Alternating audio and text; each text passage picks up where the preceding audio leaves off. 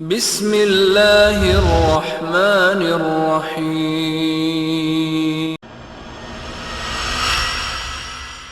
وہ گالی نکالتا ہے تو ہم 10 گالی نکالیں۔ میرے بھائیو، اللہ کے رسول کا طریقہ یہ نہیں تھا۔ سیدنا ابو بکر صدیق رضی اللہ تعالی عنہ ایک مرتبہ آپ کے پاس کھڑے ہوئے، ایک کافر آپ سے جھگڑ رہا تھا، گالیاں نکال رہا تھا۔ حضرت ابو بکر خاموش ہے، نبی کریم صلی اللہ علیہ وسلم مسکرا رہے ہیں دیکھ کے۔ تو پھر انسان کب تک برداشت کرتا ہے؟ آخر حضرت ابو بکر نے بھی اس کا جواب دے دیا۔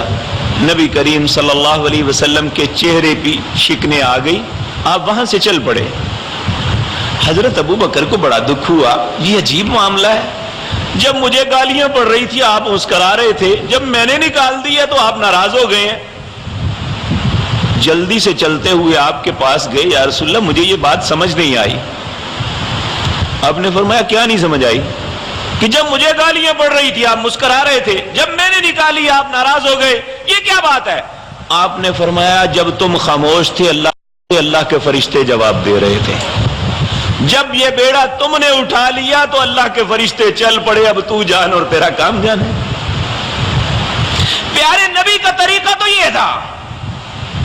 میرے بھائیو، یہ ہم نبی کی حرمت یا عزت اس میں اضافے کا سبب نہیں بن رہے کہ جلوس نکال کے باہر ماؤں بہنوں کی گالیاں نکالیں، بلکہ حرمت رسول سے کا تقاضا یہ ہے کہ ہم اپنے رسول کے طریقے سے محبتیں کریں۔ جس طرح وہ پیارے نبی سے نفرت کرتے ہیں، اے امت محمد الرسول اللہ صلی اللہ علیہ وسلم، ہم ان سے محبت کریں۔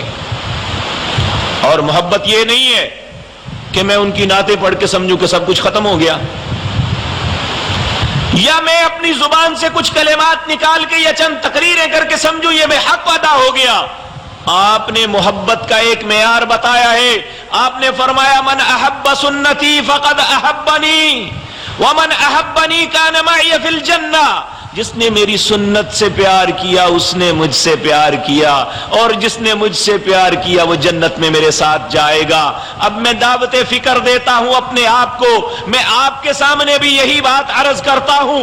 ہم سب یہ بات جانتے ہیں، یہ بات سنتے ہیں، یہ بات کہتے ہیں، وہ اللہ رب العزت کہتا ہے وَإِنَّكَ لَعَلَىٰ خُلُقٍ عَظِيمٍ، میرے نبی کا خلق بہت عظیم تھا، ان کی زبان بڑی پاکیزہ تھی۔ کیا میری زبان بھی پاکیزہ ہے؟ الذي نزل الفرقان على عبده ليكون للعالمين نذيرا